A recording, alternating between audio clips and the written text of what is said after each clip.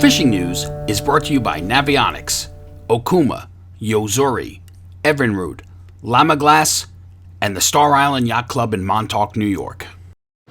Hey, Toby Lapinski for the Fisherman magazine. I'm here today at Black Hall Outfitters in Westbrook, Connecticut with Chris Parisi because, as you know, blackfish season opens this week in Connecticut.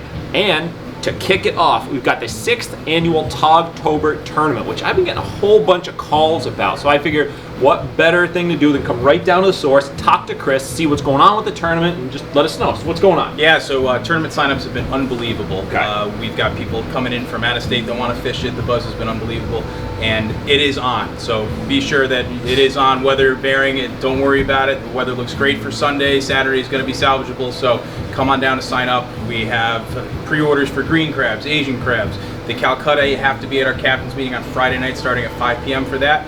Otherwise, we're looking forward to a wonderful weekend here at the shop. All right, what's the entry fee on that one again? Entry fee on this tournament is $40, and then we're doing the optional $50 Big Fish Calcutta. Okay, and it's open all one division, just everybody together. One division, the king of the Tog. We're going to have a crown and a scepter for the king that we will crown during the awards banquet on Sunday. Should be a fun time. And don't forget, kids 15 and under are fishing free for this tournament. Okay. And we're going to give them prizes for first and second place. Awesome. Fisherman Magazine, once again, happy to be one of the many sponsors for this tournament. So if you want to check it out, if you want to sign up, going over to thefisherman.com right now. We've got a link that just popped up. It tells you the info, gives you all the contact info here to get in touch with Chris and the guys at Black Hall Outfitters so that you too can sign up and maybe you will be crowned King of the Tog this weekend. So thanks a lot, Chris. Thank really you so much. appreciate it. Appreciate you coming Excellent.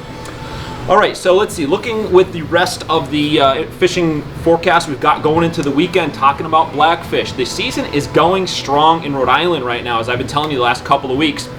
I got some really big fish being landed.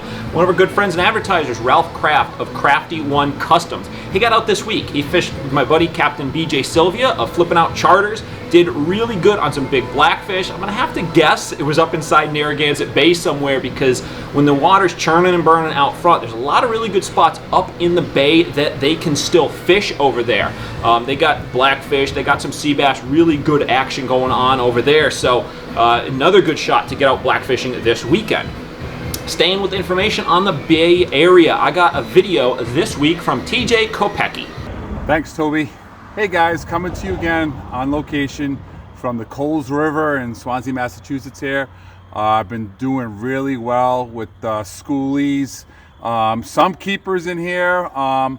Tonight, just a couple of casts ago, I pulled out a nice 30-inch striper, released them, but inside the rivers there's a lot of bait. So you got to get it up in those rivers. The Warren River, the Barrington River, all boasting a lot of peanut bunker, which is holding the fish up inside. I did fish on Colt State Park in Bristol, Rhode Island. Stripers were pretty much gorging on bait there also, along with some bluefish mixed in. Not as many bluefish as it has been. I didn't get down to Barrington Beach to see what was going on there this week, but I did get out in my boat on Sunday and I went sea bass fishing actually. Strictly sea bass, and I actually did well. I got a nice 16-inch sea bass underneath the Mount Hope Bridge, but you had to get through a lot of small sea bass, which is good for our future, but it was, you know, kind of a long day, just like actually catching all those shorts and throwing them back. We did catch some scup in the mix, didn't get any fluke. So lots of boats out there catching tautog.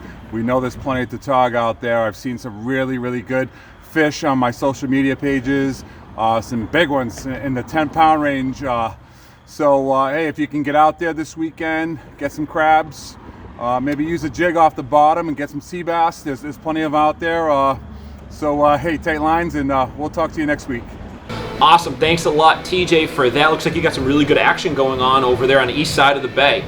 Changing gears just a little bit. Heard from Captain Tony of Booked Off Charters, actually heading into the weekend, last weekend, excuse me. He said that he got into some absolutely massive bluefish, some of the biggest he's ever seen last week while he was fishing out around Block Island, which is really big news because, to be honest, we haven't had all that many big bluefish, but nonetheless, he boated, or his clients should say, boated bluefish to 21 pounds, as well as some bass to 40 plus pounds, and some big black sea bass.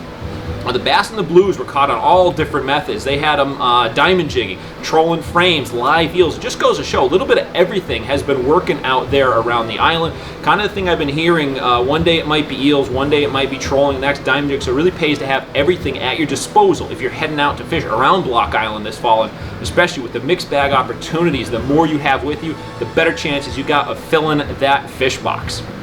Continuing with some bluefish talk. Captain Greg of the Blackhawk reported this week he got some real good bluefish action inside Long Island Sound with easy limits of black sea bass to top it off. Of course, prior to this wind and rain kicking in that we've got. The blues that they got into were not those giant 20-pounders that they had over at Block, but they were those good eating size bluefish, the ones really good on the grill, really good on the smoker, and so on. And it just goes to show you, bluefish make really good table fare, despite what a lot of people say. You just got to prepare them properly. It starts by bleeding them right away, icing them, keeping them well kept, and you've got really good fillets, just like you would with any other species.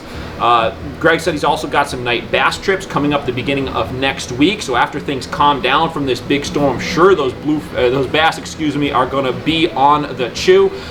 Those night bass trips, they're all reservation only, so you got to give them a call, 860-448-3662 to book your spot on the boat. They'll also be mixing in blackfish on those mixed bag trips that they've been doing, which could be sea bass, scup, could be getting cod, some striped bass, and as I just said, bluefish. It really depends on what the weather's doing and where they end up sailing. Captain Greg's going to get you on the fish. And then last up this week, I have one more video contributor, this time around from Tim Moore of Tim Moore Outdoors. He's going to talk about the close of salmon and lake trout season, as well as really good continued action on big fall crappie. Thanks, Toby. Well, the salmon and lake trout season on Lake Winnipesaukee is closed. Brought the boat home from the marina today. That might be a sad day for some, but it's far from over for me. The black crappie bite is still very, very strong on the north end of Winnipesaukee. We have been getting into some huge numbers of fish, really good fish. You know, some days, my last trip out was a 13-inch average, so a lot of fish, all you want. Easy to catch a couple of meals worth of fish. They're down around 30 feet of water. I'm looking for basins 30 feet deep, looking for those suspended fish that are 15 to 20 feet down, suspended up off the bottom. Those are the feeding fish, and just small 1/8 ounce jig heads with any little crappie plastics into those little 2-inch Bass Pro, Bobby Garland, Lake Fork Trophy lures. Any of those small crappie plastics are working really well. Chubby darters, size 4 chubby darter if you want to single out the bigger fish.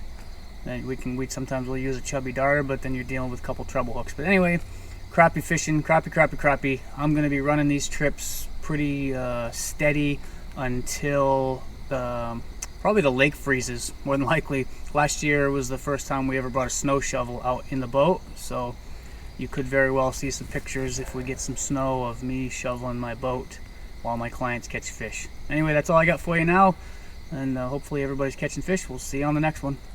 Awesome. Thanks a lot, Tim. Really appreciate the videos from you this year. There you have it. There's a lot going on. Of course, we've got some crazy weather right now, but the weekend looks like it's going to be fishable in a lot of locations. But of course, if you do plan to head out and fish this weekend, take it easy. And before you go, be sure to start off by visiting thefisherman.com.